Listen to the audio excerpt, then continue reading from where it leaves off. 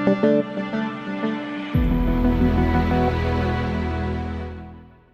morning, everyone.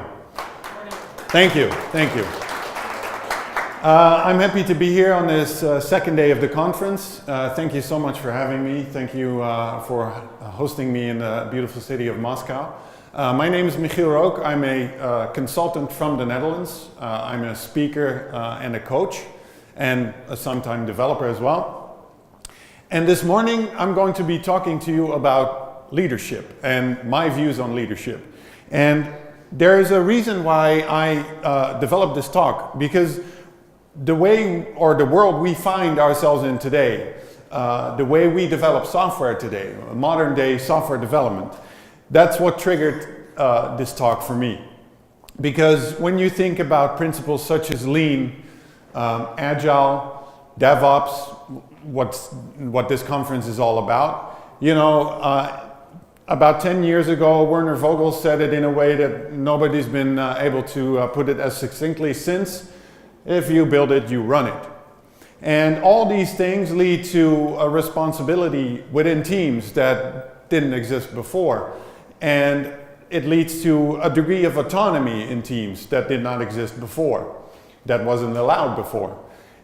Self-organization is a key factor in a lot of modern day software teams. And with all these things in mind, the question that popped into my head was, should there still be a role for leaders in that space? So the short answer is yes, I think, and the long answer will follow. And I'll explain a little bit about my background and why I think I have a few things to say about this subject.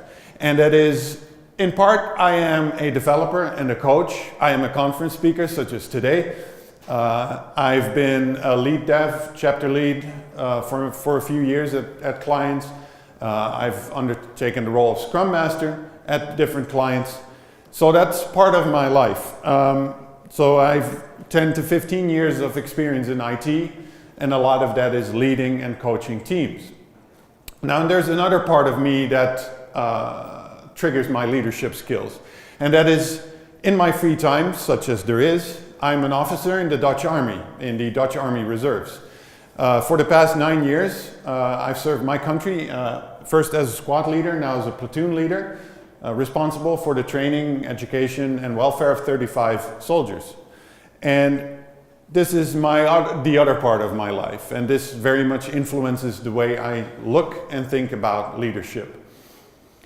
That also triggers me to come up with a disclaimer, too, actually. One, I don't know everything and I don't presume to. So what I will tell you today are my views on leadership, limited as they may be. This is not the end-all be-all. This is just my view on an excruciatingly complicated topic. What that also means, and that's disclaimer number 2, this talk is not intended to be a leadership course. Leadership courses can take many days, many weeks, or even months to fully develop leadership skills in an individual. This is just a taste of what I think are the most interesting and useful and maybe even required traits for an effective leader in our community.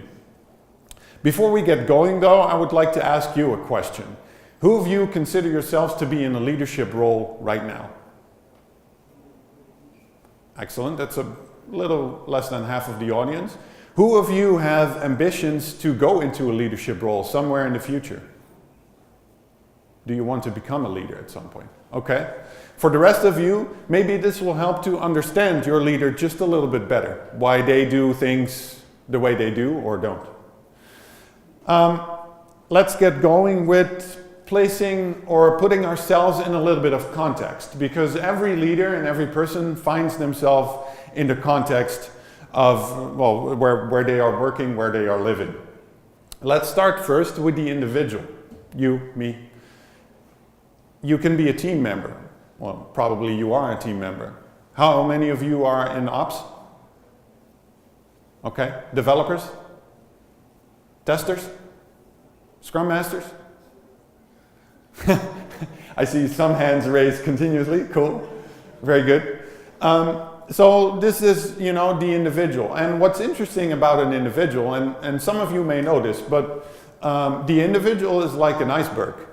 And there's one big thing, or one very interesting thing about an iceberg, which is something that the crew of the Titanic found out the hard way, is that most of the iceberg is actually invisible, is below the waterline. And this is why that model works so well in describing how we respond, how we are, how we act. Because most of what we do and think is actually below the waterline, is unseen. And what we can see above the waterline is people's behavior, how they do things, what they do. You actually see them doing things. You see people express knowledge, or you see skills being put into effect. This is what you see above the waterline, so what people do. What's under the waterline, though, is far more interesting, I think. That is what people think, their opinions about stuff, their own values, their self-image. So what people think is below the waterline, and then even deeper is what drives you. What are your motivations to do things? What are your qualities? What do you really think about? What do you really want to do? What do you want in life? And to me, as a leadership individual, I always am mindful of this, that to actually understand a person, you have to dive below the waterline. Otherwise, you'll only see, less than a third of a person. And that's so in your questioning, if you want to know more about a person, try to find out what their opinions are, what their values are, why they do things the way that they do, rather than just observing their behavior. Now, individuals such as you and me find themselves in a team. Be that a scrum team, a two-pizza team, or in the military, a squad or a platoon even. And when we talk about teams, we talk about maturity. Some teams are more mature than others, and that has an influence on the tasks that we can entrust them with, that they can do. Maturity and responsibility go hand in hand. If you don't have a very mature team, it doesn't make sense to give them a lot of responsibility, and vice versa. But this is something that, as a leader, you need to be very aware of. And also the concept of trust. How much trust is there from you as a leader to the team, and vice versa? How much trust is there within the team from person to person? Is it actually a team, or is it just a group of individuals? And especially in the lean and agile movements, how autonomous is the team? Can they make decisions on their own? Do they have their own budget allocated, for example? Do they have other things? Or is somebody just telling them what to do step by step, day by day? And then we're building on from the individual to the team to the leader. This can be a department head. It can be a scrum master. It can be a lead developer. It can be an IT manager. All those things have leadership parts in them. Different parts and different paces. Let's first start with a little bit of a meme/joke. The concept of, or the distinction or difference between leaders and managers. You probably know this guy if you've seen Office Space, the archetype manager. And there's a couple of memes about managers online that you can find. Kathy Austin put it this way: managers light a fire under people, and leaders light a fire in people. Yeah, I'll leave that to the reader whether that's true or not. And then there's this meme. You've probably seen it. And as with any good meme, it has its basis in reality, even though it may not be as harsh as this one in reality, but it led me to ask you a few questions. Is a manager always a leader? No? Okay. Can a leader be a manager? Yes, very good. And can a manager be a leader? Sometimes, yeah. And I believe so as well. but there is no direct relation between the two. Becoming a manager does not make you a leader. And I've known a fair share of leaders that are horrible managers, right? That do not do well with HR stuff, with budgeting, with you know, the daily realities of being a manager and allowing people to get time off and all those things associated with traditional management. But they can be very effective leaders. And what's interesting to me is that, you know, leadership is about attitude. It's about not having, and I'm not sure how this is in Russia, but in the Netherlands you'll see a few companies where there's, on the parking lot, you'll see signs for the CEO's parking spot.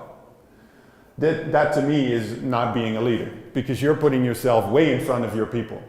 To me, I would say that the janitor should park as close to the building as possible, rather than the CEO. And the CEO will probably say, but yeah, I'm more expensive, my time is more important. Well, if your building doesn't get clean, you're not going to do it probably. So to me, it's about attitude. It's about trying to be the boss rather than being a leader. And Donald McGannon put it very, very well like this: leadership is all about action and not position. Being called a leader does not make you so. Let's dive into leadership in modern software delivery teams. Because it's not generic leadership advice, or at least I don't hope so. This is geared specifically towards leaders functioning in a modern delivery team. And we come across a dizzying amount of challenges, especially today. Stanley McChrystal put it very well like this: today's rapidly changing world, organizations are facing dizzying challenges. Stanley McChrystal, in his book Team of Teams, is referring to a world which has gone from complicated to complex. A world where we can no longer predict or even rationalize about where the world is going to go next. Case in point, the smartphone. This thing did not exist 12 years ago, right? And it has changed our world to such a degree, I don't think anybody saw this coming. The way we do things today, Renee was talking about that yesterday, the switch from CapEx to OpEx, how we're doing all things in apps. We're ordering books in apps, we're ordering taxis in apps. You know, this has changed our life to such a degree, and this is only one thing. So the world has become complex, and that leads to, that requires an organizational change. It requires high-performing teams. It requires teams that have a degree of self-organization and that can adapt and change directions in a faster and faster moving delivery world. Yesterday, we're talking about continuous delivery and DevOps, the principles behind those patterns, how they completely overhaul how we think about organizations. We're breaking down walls in order to get software more quickly to production and to learn things and get feedback about our software and improve it far faster than we used to do, right? We're thinking, in the previous cadence, we're thinking of months to get things to production. And in this day and age, you should be thinking about minutes to hours to getting things in production. And that requires completely different teams. It requires working in small steps, in small iterations.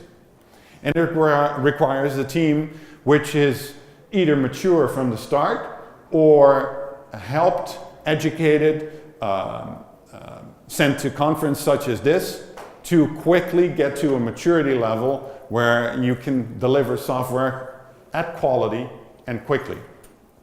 This requires, I think, leadership on multiple levels and leadership in multiple ways, because leadership is not only being the boss of a team or a company. You can exhibit leadership in a whole different type of field.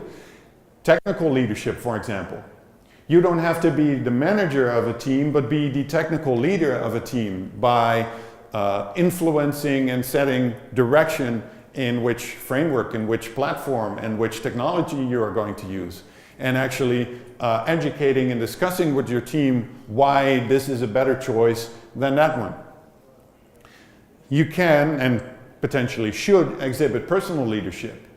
Take care of your own health, your education, your way of being, and your own discipline. Deliver the things that you commit to deliver. Take care of yourself.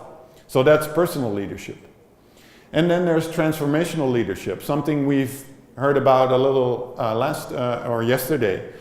How to get a company from the traditional way of doing things to the new way of doing things. That requires people that take everybody on a journey. And that requires a different type of leader. To me, it requires a leader that is all about getting things done. Myself, I'm a pragmatist, which means that I won't necessarily cut corners constantly, but I will do what is required to get to a result. And then later on, if there is more time, I will try to do it better. But I will do the pragmatic thing first. So with all these things said, my personal belief is that leaders still add value within this modern day and age of self-organization and autonomous teams. Luckily, I'm not alone in this. Charles Duhigg said, leaders can help teams become greater than the sum of their parts. Otherwise, there would just be a group of individuals. And Accelerate, the book that came out early this year by Nicole Forsgren and Jez Humble and Gene Kim, has done a lot of research about the value of leaders in teams and in companies. And they say that the real value is manifest in how a leader amplifies the work of a team. So without the leader, the team would be there, and with the leader, the team would output there. So with all these things said, let's take a brief look at some leadership theories and leadership styles, which are essentially, to me, tools in the toolbox for an effective leader. And a funny thing, when I talk to people about how I am at least a part-time military leader, people typically think I do this. And this is not actually what I do. This is US Marine Boot Camp, which has a function, and I'm sure there are similar educations in the Russian Army and the Russian Navy. This has definitely a bearing on what they do, but to me, I am not part of boot camp, which is basically where soldiers train for the very first time. From civilians, they become soldiers for the very first time. I'm dealing with soldiers that already have their basic education. But I'll talk about leadership theories and styles anyway, of which the one that man was doing comes into the directive leadership style. So let's talk about directive and participative leadership. Directive leadership, on the left side of this scale, basically means the leader decides. I say you do. So I set clear expectations, I give you clear directions and rules, and if necessary, I enforce things. If you don't get this done, then you need to put in overtime, or you cannot go home for the weekend, or something else. I withhold your salary, which is an extreme example, but I say you do, in the very simple form. And then as we go to the right of the picture, we allow more leeway from the team. So we propose, as leaders, a decision or an option, and then we listen to feedback, and then we make a decision based on the feedback. So we adjust our decision if necessary. Another version is the team proposes a number of different courses of action. So the team proposes different options. And then, as a leader, I make a choice. I decide. Then I can do a joint decision with the team, so we collaborate and we actually make a joint decision. And on the far right is I delegate the decision to the team, which works if you have a team that is very mature and you trust implicitly. So I would simply say, guys, this is what we need to do. This is where we need to be. You figure it out and let me know if there are any obstacles, if there are any problems that I need to fix for you. Otherwise, good luck. And it's not so much about not being interested in what they are going to do, but it's mostly about not telling them how to do it, just where you want to go.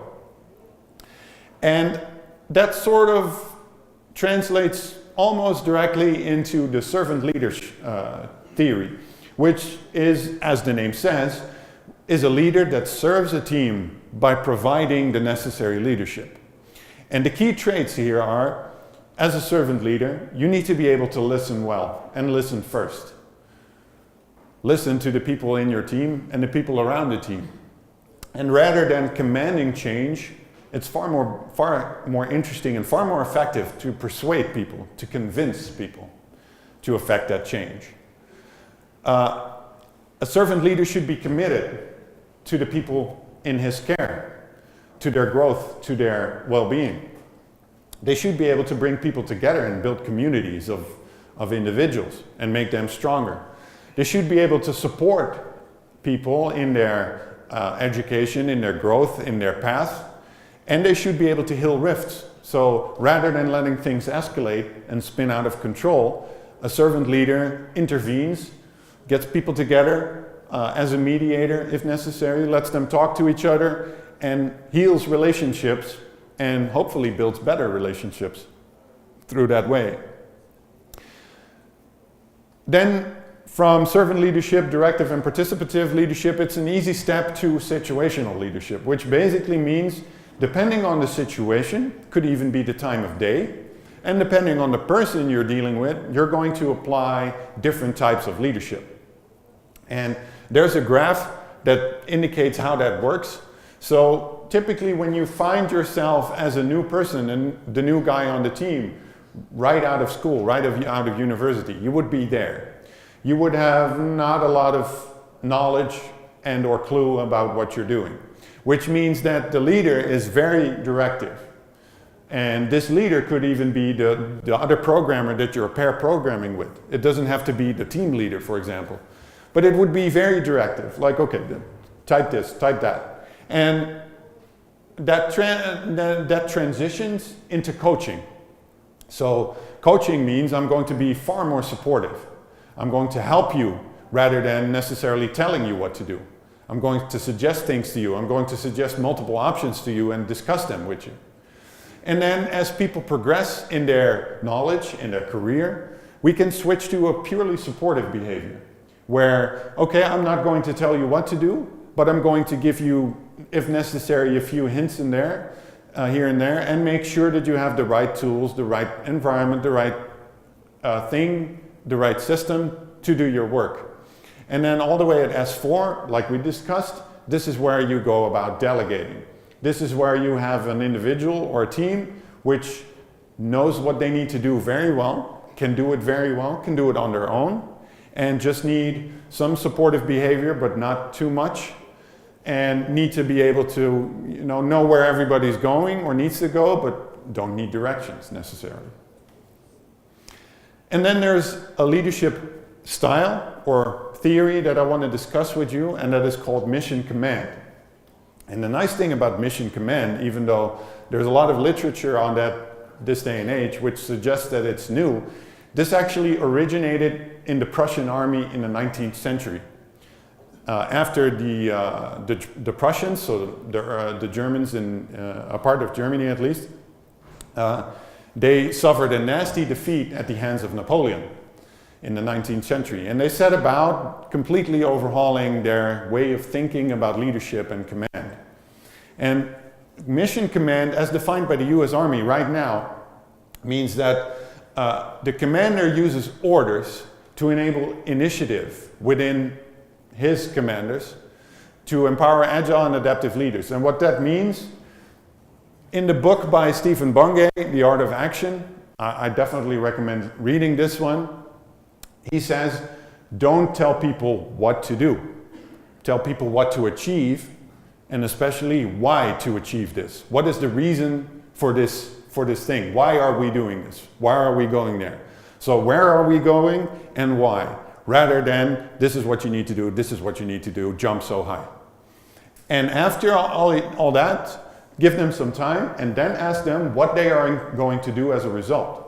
So instead of telling people what to do, mission command is all about setting constraints, setting a goal, and then these people are supposed, or your commanders, your team members, are supposed to figure out for themselves what they need to do, rather than you telling them what to do. And so in Mission Command, we state a clearly defined goal, which is basically the intent of the leader, the effect you want to achieve. So instead of saying, okay, type this, no, I want that particular value delivered to the customer. I want them to have this particular functionality. How you build that, that's all up to you. There are only a few constraints that I'm going to give you, such as, this is our budget, these are the laws that are applicable to us, so we need to be aware of the GDPR law, for example. I'm just stating an example. But those are rules that apply, and within that, so essentially the leader will paint a box. And within that box, you can move. Not outside the box, but within the box. And hopefully the box is big enough for you to actually come up with your own initiative.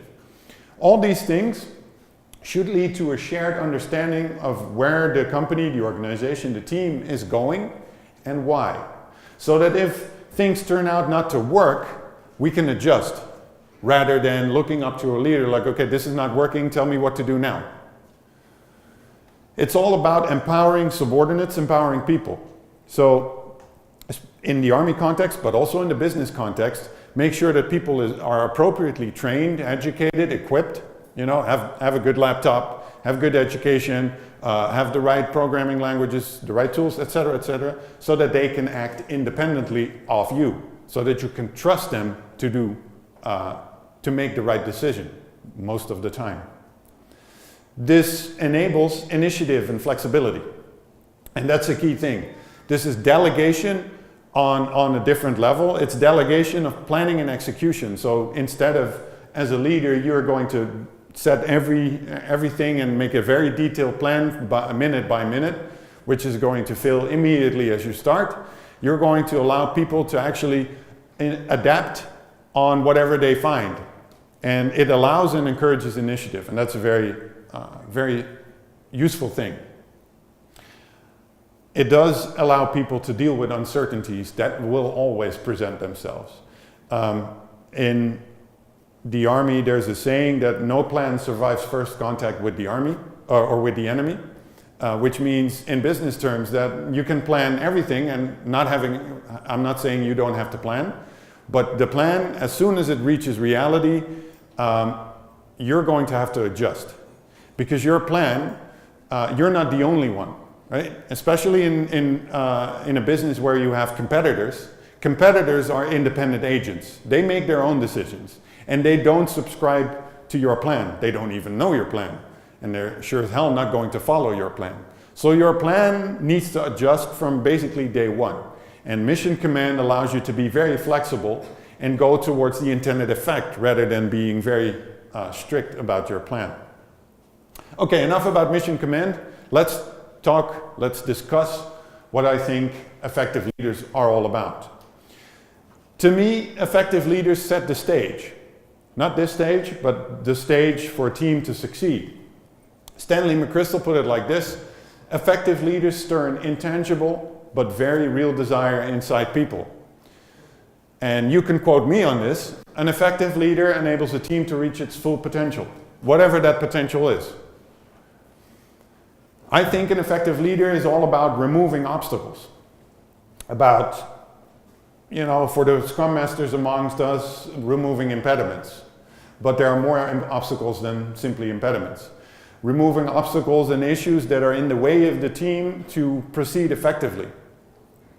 An effective leader develops their people, and that means that you give them the right education, you give them the right training, you give them feedback, you give them the opportunity to pair program with other people so that they develop their own skills and their own level of doing things quite quickly.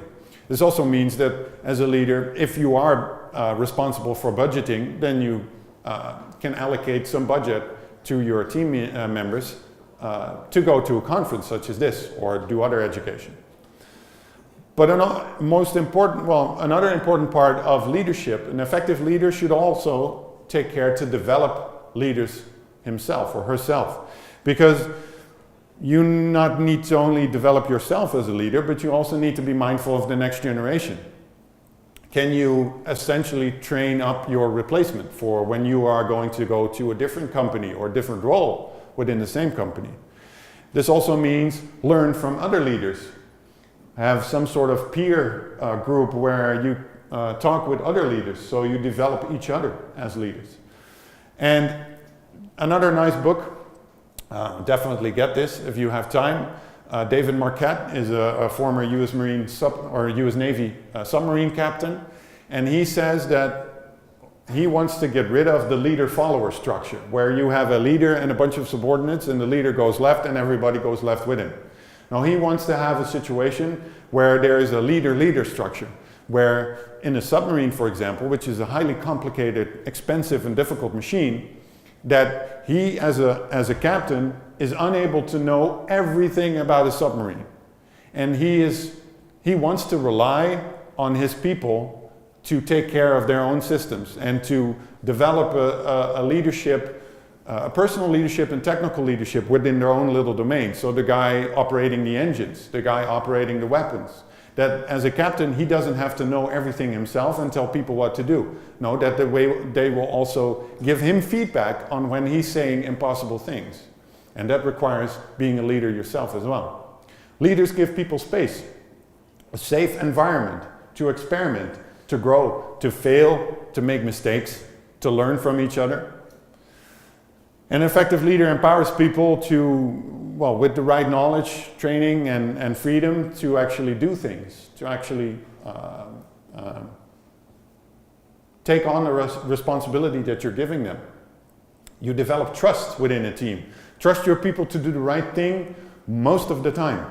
And this is the key thing. We're all humans. None of us are perfect, and we all make mistakes. Even leaders do. And what it would be the wrong thing for a leader to do is, if people make mistakes, is to inert control, to add control, or to take things to you, to pull things to you, because apparently you cannot do it, I'll do it. No, people make mistakes, and the thing you want to achieve is that you want to give people room to make mistakes, and by learning from those mistakes, grow, and hopefully not make the same mistakes again. With all these things are associated a number of important traits.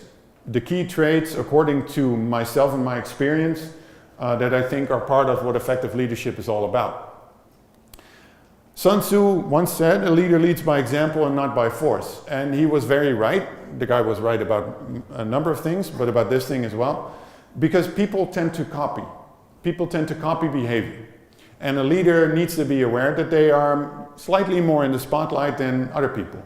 So, for example, it would not make sense for a transportation minister to cross a red light, for example.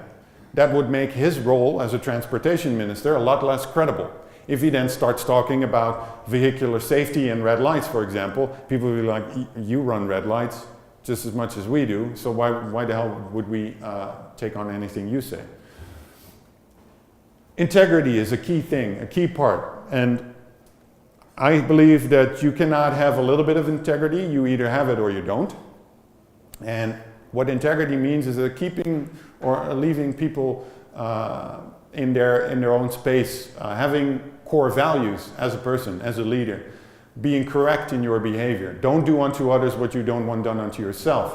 And in like cases, act the same way. Empathy, very important.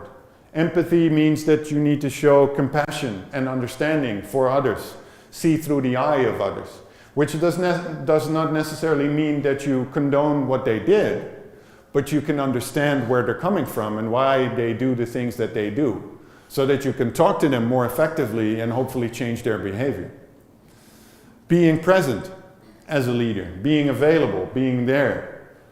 My door is always open, sure, and then having the door closed. But actually leading from the front and being visible. Also, being approachable. I'm not sure who quoted this, but there's a key quote. Some leader said once, "Don't give me problems, give me solutions." And what do you think the result of that is? People actually didn't talk to him anymore about anything that was going on in the company. So he wasn't being approachable. don't give me problems, just give me solutions. Please never ever say that, because the only thing that will happen is you will not learn about the issues that are in your company that are going on anyway, and you'll just have a number of people that are too scared to talk to you, which to me is not a good thing as a leader. Be responsible. If there's bad news, bring the bad news yourself, rather than letting somebody else do it. There's an interesting anecdote here. In a company that I was consulting with 2 years ago, there was a bad news moment. There were about 50 or so external contractors, and there was a serious budget cut. Now, the reasoning behind the budget cut was sound. There simply was not the business that they thought there was. But instead of, this decision was made by someone high up, and instead of putting himself in front of the group and saying, I'm sorry, but this is what's going on. No, he actually delegated that part to somebody who was a junior Scrum Master at that point. And he basically put him in front of the group and, okay, good luck with telling everybody the bad news. All the while he was on his phone, very visible, off to the side of the group. And to me, that's the example of bad leadership. If you make such a nasty decision, and you have to make that decision, then own up to it as a person and be responsible and tell people yourself, rather than handing that task off to somebody. A leader should be adaptable. You need to be able to deal with uncertainties. You need to be flexible, especially in this day and age where you rarely go straight to something. You always go left and right and zigzag a little bit. Be flexible when it comes to people. Some people react well to this type of leadership. Some people react well to that type of leadership. Be communicative, as clear and as transparent as you can be about the things that are going on, so that people know what's going on, and information is motivation, as I always say. Be decisive. No decision is a bad decision. It's impossible to wait for perfect information and then make a decision. It's easier to unroll a decision later on or to make a new decision, but you need to be able to deal with uncertainties and make a decision based on the best information at the time. Being vulnerable is a key part. Being vulnerable is not a weakness. I don't think it is a weakness. Being vulnerable means that you are aware that as a leader you are just as human as everybody else. You bleed just as red as everybody else. You get just as sick as everybody else. And be aware of your own limitations as well. Be vulnerable about your own limitations. And then, at the end of all the things, please do know when to get out of the way of a high-performing team. Because, as Steve Jobs said, it doesn't make sense to hire smart people and tell them what to do. We actually hire and train smart people so they can tell us what to do. And that is a key thing about leadership, I think. Last but not least, how to improve your leadership, how to improve your own leadership. Apart from being vulnerable, being open, experiment with leadership, with different types of leadership, which ultimately will find you to, or will allow you to find your own style.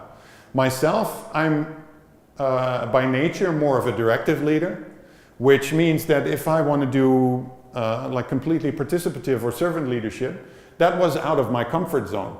And I needed to experiment and learn about that, which for me was a good thing because I've become better at it. And I think I've become more effective as a leader as a result. So find your own style, but be aware of the limitations of your own style and do dabble from style to style from time to time. Be open. Be open about where you're going and what you want to do as a person, as a leader. And please do ask for feedback. Feedback is a key thing, not only to develop the people in your team or in your organization, but most definitely to develop yourself. How am I doing? How am I coming across as a leader? How do you perceive me? How do you see me? Is my way of communicating, is my way of talking to you, is that as effective as I think it is? Or am I completely missing the mark? And that is key. Last but not least, above all, learn. This is a learning experience. I don't think I'll ever understand completely what leadership is about. I don't think anybody ever does. You only have to look in a random bookstore and find all the books on leadership. If it were that simple, there would be one. but there's hundreds and thousands of books on leadership. So I don't think we'll ever be done, but please do keep learning. And please do remember that the only real training for leadership is leadership.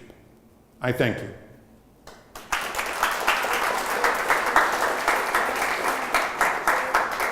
Now let's switch the slide. Are there any questions? Yeah, there are two. Let's start with the one at the top. A little bit personal question, how do you combine military and IT jobs? Well, that's a good question, and you should maybe ask my girlfriend whether that's successful or not. When I'm in IT, I try to work 32 to 40 hours a week. My military career takes about 500 hours a year right now. So that is about, in Dutch standards, about a third of a full-time job. So in busy months, I will be working 6 days a week, and the Sunday will be my day off, or I'm writing orders for the next week. Yeah, that happens, and there are weeks that are easier and weeks that are harder, especially when I'm out on exercise, for example. Then I'm tired. That's what it is. But it is, at this point, I can combine it still. That may change in the future, but right now I'm still good with it. Was that a good answer, Alexei? I don't know where you are. Cool. Awesome. Anonymous asks, does a leader have to be a contributor? If yes, how do you find the sweet spot of doing it yourself and delegating? Contributor in terms of code? I don't know who asked this question.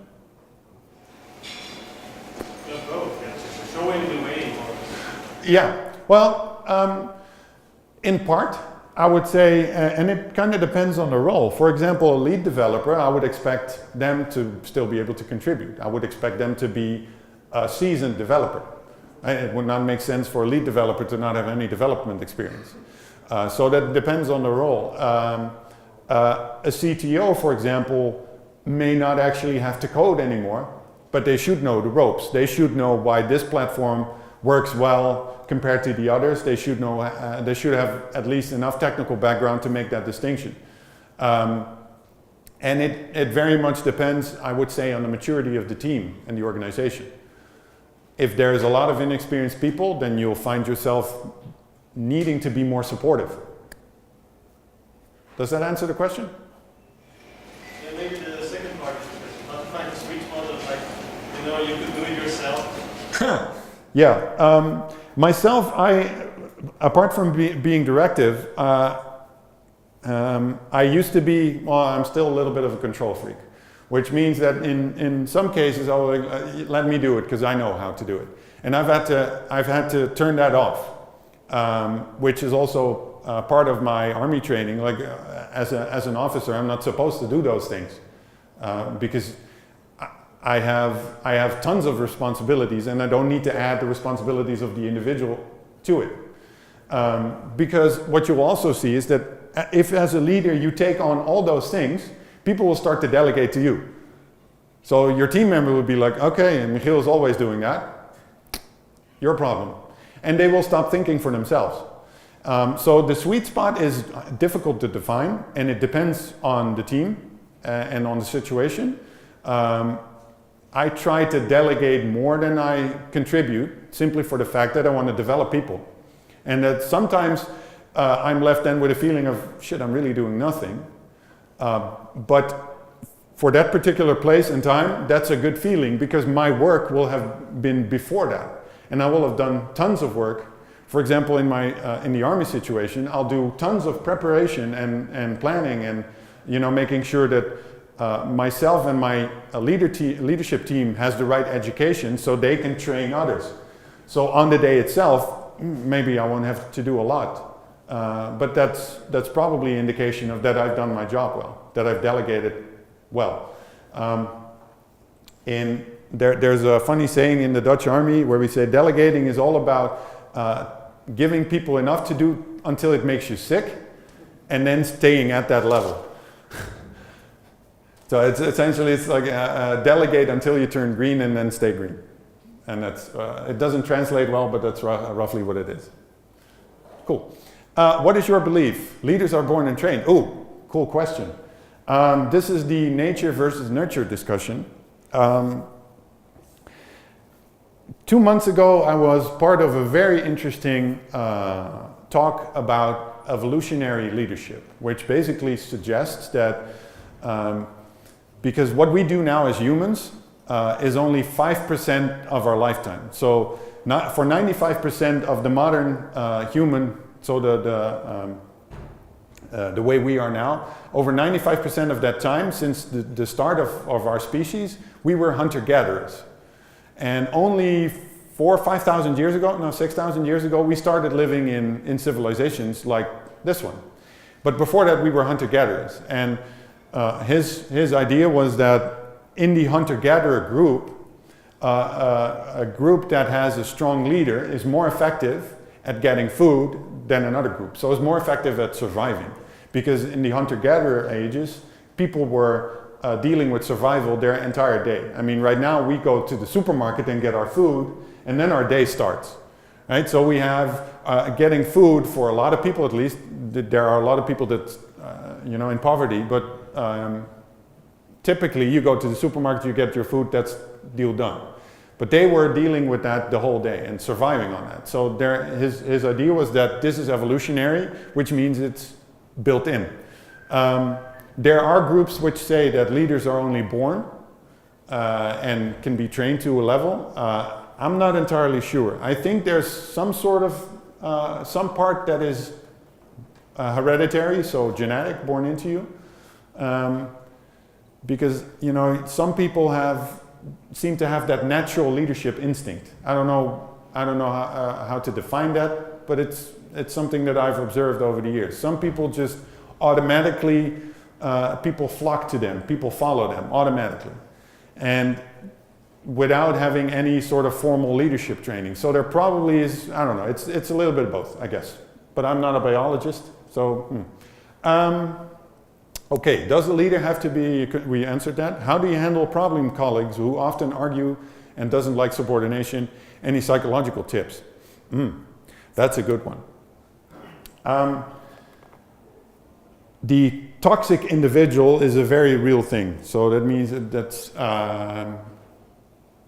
people who continuously hijack discussions, who continuously bring in negative comments, who continuously ask questions and take the narrative in their own way and essentially cause friction. And I believe Mieke talked about a person like that yesterday as well. What ultimately works with those people, I found, is persevere. So keep involving them. And don't dismiss them because they ask the negative question or the critical question. Keep involving them, keep persevering, keep pushing on. And I found that in one of the projects, the project I talked about last year in this conference, there was a guy who was very negative about the whole thing, about the whole transformation. And by showing him the results of our new way of working, we, over time, and granted this took many months, we flipped him to becoming an evangelist of sorts. He's now talking to people how cool all this new, how cool this new way of working is. And he's become an evangelist of that new way of working in his new company, which is pretty cool. Before he was a complete detractor, and now he completely flipped around. So my personal goal or personal way is persevere and do allow for the fact that some people do not want to go with you, and ultimately, and that's the black and white situation, maybe you need to let go of some people. That was an anonymous question. Oh no, it was Dimitri. I hope that answered your question, Dimitri. Cool. How to be a leader for distributed teams or to persons not responsible to you directly? Yeah, distributed teams, I don't have a lot of experience with. I rarely work remote for the simple fact that I don't think I'm as effective if I'm Skyping to you, for example, or something else. Leadership coaching does not go well with Skype or with a remote connection, I find. So I try to be on site as much as possible. So I cannot answer that completely because that's simply out of my experience. Persons not responsible to you directly, I would, in that case, coach. So I've been a coach or a buddy, if you will, to a few people that are not in my line of reporting, I wasn't their leader, they weren't mine, but we can talk about the things that they're facing and the issues that they're facing, and maybe come up with a plan to deal with that. Or are you missing education? Are you bumping into things? And just have them, rubber duck off you and talk about the things that they're dealing with. And then the last one, if the decider does not believe in servant leadership style, do you give up and go, or is there a way to convince them? Like the always negative developer or other person, persevere. It's always easier, pushing back is it takes less energy than pulling along. Which means that as somebody who's trying to affect change, you need to have a shitload of energy. And it's always easier to stop you. But ultimately, if I'm at a company which really does not want to go in the direction that I believe in, then yes, I am lucky enough that I'm able to work at a lot of different companies in my country. So I can switch jobs or contracts. Not everybody's that lucky, I realize that. But try to affect change where you can. And hopefully by showing results, people will be convinced. But there are types of CEOs who are completely immune to arguments and have their own way of doing things and are convinced that their way is the way, full stop. And that's difficult. Those people are simply difficult. And I wish there's more than that I could say about that. I think we answered all the questions. If there are any more that people want to ask now, I'm available. Oh, another one just popped up. Cool. Maybe a little bit more about problem colleagues and tips for resolving problems. Yeah. In all honesty, I should wear a shirt which says it depends, because I keep saying that. And I think this podium, the time we have still available, is too short to go into every type of option to deal with problem colleagues, because there are many types of problem colleagues and they don't all have the same solution. So I would invite whoever asked that question to find me later on in the Ask Me corner and then give a little bit of more specifics about that case, and maybe we can discuss that. How is it possible to set any deadlines for the project if all the planning is going to be fully delegated to the team members? Well, a deadline could be a constraint. Remember how I talked about painting a box?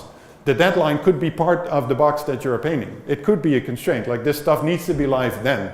However, deadlines are like planning in itself. If you say this stuff needs to be live tomorrow, but something else happens which completely screws with your plans, then as a leader it would be weird to hold on to that deadline if it's completely unfeasible. And I personally would not make people to work into the night to get that deadline, because probably I give you a constraint which was not realistic. Maybe I would have gotten pushback, like the constraint you're giving us is not realistic. This is impossible to do in a week or 2 weeks or whatever. But in essence, the deadline would be part of the constraints that you're setting and then delegating. Do you think it is possible to have an external leader instead of having one within the DevOps team? Yes. If you are talking about autonomous teams, however, I do think at some point, depending on the thing that's going on, in the DevOps team, somebody will pop up that exhibits leadership qualities or leadership traits. So when there's a technical discussion, for example, you'll find that there's one or maybe two or even more people that have more to say about that have more strong opinions about that, or that are trying to influence or convince people to go a certain way. So they will be leaders on that particular thing in that little context. So without having a team leader per se. So yes, I think this is possible. I do, however, think that an architect, as a responsibility person, I don't know. An architect to me should be a servant role and not necessarily a commanding role. But that's another discussion entirely. Any other questions that I can answer for you? Okay, then I'll be around for the rest of the day, and please do find me if you have other questions. For now, thank you so much for your attention. Bye-bye.